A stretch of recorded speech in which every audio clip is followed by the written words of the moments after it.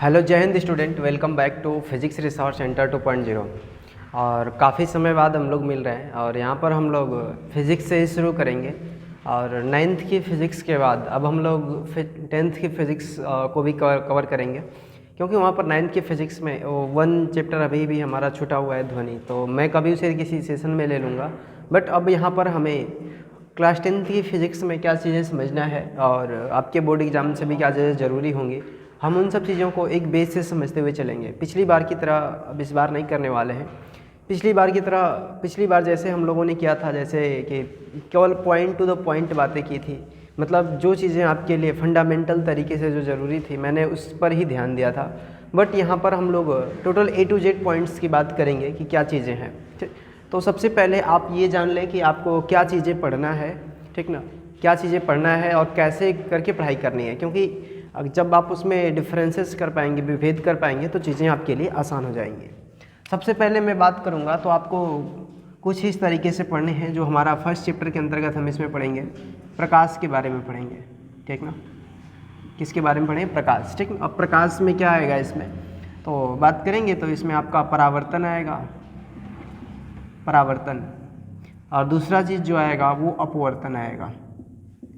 परावर्तन होगा और क्या होगा? अपवर्तन, ठीक ना। मतलब प्रकाश की दो घटनाओं को हम पढ़ेंगे, एक परावर्तन और एक अपवर्तन, ठीक ना। ये प्रमुख रूप से होने वाली हैं। अभी इसमें जो चीज़ें, अभी बहुत सारी चीज़ें होंगी जो छोटी होंगी, उससे अलग भी होंगी, बट हम लोग जो बेसिस के तौर पर जो चीज़ें समझनी है, मैं आपको बस कंटेंट बताता हूँ कि कंटेंट में आपको क्या चीज़ें बतानी है प्रमुख रूप से, ठीक ना। जो महत्वपूर्ण है, महत्वपूर्ण तो सभी हैं, बट जो आपकी ओरिएंटेड है, जिस चीज़ को आप समझ सकते हो, मैं उसकी बात करूँगा आज, केवल मैं उसको बताऊँगा, ठीक ना।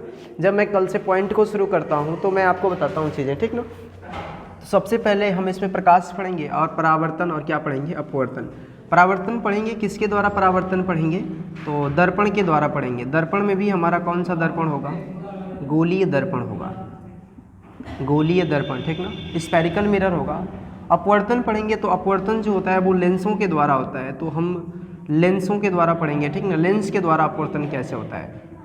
इसके अलावा हम लोग प्रकाश के गुणों को भी समझेंगे। इसमें प्रकाश के गुणों के अलावा मीडियम को समझने का प्रयास करेंगे, माध्यमों को समझेंगे, माध्यम क्या है, किस बेसिस पर है।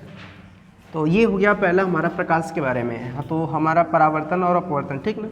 सेकेंड चैप्टर की बात करेंगे तो जो सेकेंड चैप्टर होगा वो हमारा मानव नेत्र होगा, मानव नेत्र। आप इस असमंजस में नहीं रहिएगा कि ये जो मानव नेत्र हम पढ़ेंगे तो बायोलॉजी का पार्ट है, नहीं, ये बायोलॉजी का पार्ट नहीं है। हमारा जो नेत्र है वो प्रकाश को ही कैप्चर करता है, प्रकाश को ही समझता है, प्रकाश के गुणों को दर्शाता है, तो मैं उसकी बात करूँगा, ठीक ना। तो हम लोग उसे देखेंगे मानव नेत्र, ठीक है। मानव नेत्र तथा रंग बिरंगा संसार, तथा रंग बिरंगा संसार। अब इसमें क्या चीज़ें हमें देखनी है, उस चीज़ को समझना होगा। मानव नेत्र तथा रंग बिरंगा संसार, ये हमारा प्रमुख रूप से ये हमारा टॉपिक होने वाला है। इससे में अब देखो, एक चीज़ जो था पहले अपवर्तन में आपका पूर्णांतरिक परावर्तन, क्रांतिक कोण वगैरह था, ठीक ना। बट इस टाइम पर मानव नेत्र तथा रंग बिरंगा संसार, इसी वाले चैप्टर में इन सबको ला करके रख दिया है, प्रकीर्णन वगैरह, ठीक ना। तो इन सब चीज़ों को हम यहीं पर पढ़ेंगे। मानव नेत्र से संबंधित हमें इसमें पढ़ना क्या होता है, मानव नेत्र की संरचना पढ़ेंगे।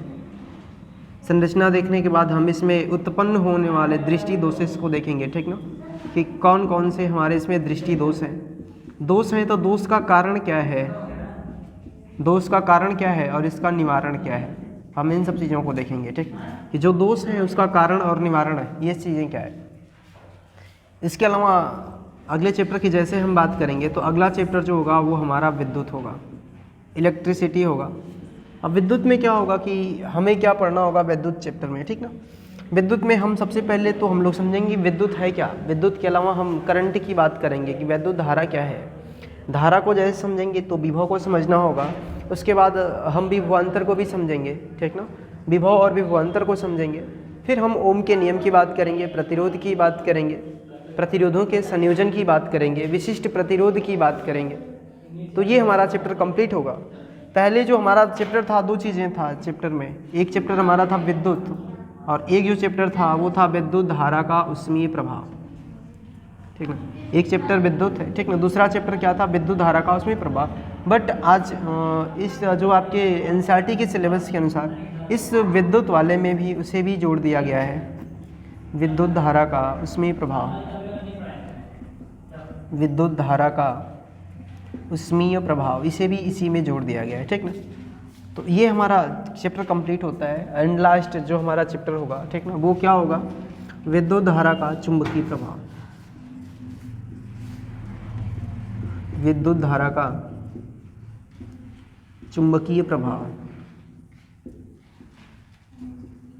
अब ये विद्युत धारा का चुंबकीय प्रभाव क्या है, तो अब यहाँ पर हमें ये समझना होगा कि चुंबकीय प्रभाव का मतलब कि किसी भी चालक तार में अगर हम करंट को फ्लो कराते हैं, विद्युत को फ्लो कराते हैं, तो उसमें कौन कौन सा इफेक्ट चुंबक के समान जो उसका गुण होता है, जो बिहेवियर होता है, हम उसकी बात करेंगे, उसे हम लोग समझने का प्रयास करेंगे। तो किस वाले में समझेंगे, विद्युत धारा के चुंबकीय प्रभाव में, ठीक ना। अब इसमें ओस्टेट का प्रयोग वगैरह समझेंगे, दाएँ हाथ के अंगूठे का नियम देखेंगे। इसके अलावा हम लोग बहुत सारे मेजर जैसे वैद्युत जनित्र की बात करेंगे, वैद्युत मोटर की बात करेंगे, दोनों में अंतर क्या है इसकी भी बात करेंगे। प्रमुख रूप से इसमें आपका जो पार्ट टॉपिक होगा वो आपका वैद्युत मोटर होगा और प्रत्यावर्ती धारा जनित्र होगा, दिष्ट धारा जनित्र होगा, ठीक है। तो हम लोग उसकी बात करेंगे। ये आपका है छोटा सा सिलेबस और इस सिलेबस के अकॉर्डिंगली इसके लिए हम टारगेटेड करेंगे कैसे आपको चीज़ें समझानी है, ठीक ना।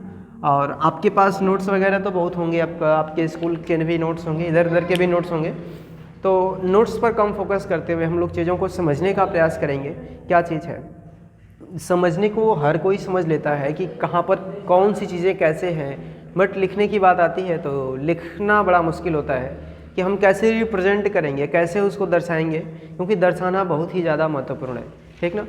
क्योंकि लिखा हुआ एग्जामिनर आपकी कॉपी देखेगा कि आप एग्जामिनर अपने कॉपी को कैसे लिखा हुआ है, समझने को आप सब लोग समझते हो कि प्रकाश का परावर्तन क्या होता है, बट अगर उसको आप एक अच्छे तरीके से नहीं लिखते हो तो आपके जानते हुए भी आपका नंबर कट सकता है। तो इन सब चीज़ों पर विशेष ध्यान देंगे हम लोग, और आप भी जब उस चीज़ों को समझेंगे तो चीज़ें बेहतर होने वाली हैं। तो आज हम लोगों ने केवल इस सिलेबस का समरी देखा कि पूरे सिलेबस के अकॉर्डिंगली हमें किन चीज़ों पर फोकस करना है, किन चीज़ों को समझना है। तो अब मैं नेक्स्ट वीडियो में मिलूँगा, वहाँ पर मैं आपके लेक्चर नंबर 1 की शुरुआत करेंगे, ठीक ना, कि इसका जो पहला लेक्चर होने वाला है वो किस प्रकार से होने वाला है।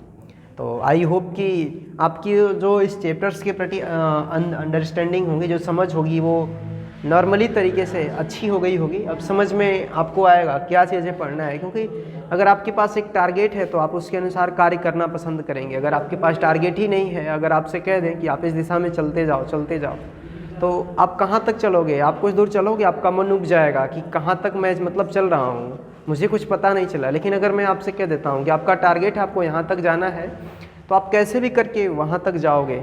तो इस बात का आप ध्यान रखना, टारगेट सेट करना सबसे ज़्यादा ज़रूरी है। नहीं तो अगर टारगेट सेटेड नहीं है तो आप डिमोटिवेट होंगे। डिमोटिवेट का मतलब अपने कार्य के प्रति आपका जो लगाव है वो कम होता जाएगा। तो आप इन चीज़ों का विशेष ध्यान देंगे कि अपना टारगेट फिक्स करना है, और टारगेट फिक्स करेंगे बोर्ड के लिए और समझने के लिए चीज़ों को अपना टारगेट फिक्स करेंगे, ठीक ना। तो अब मैं मिलता हूँ नेक्स्ट वीडियो में, तब तक के लिए जय हिंद।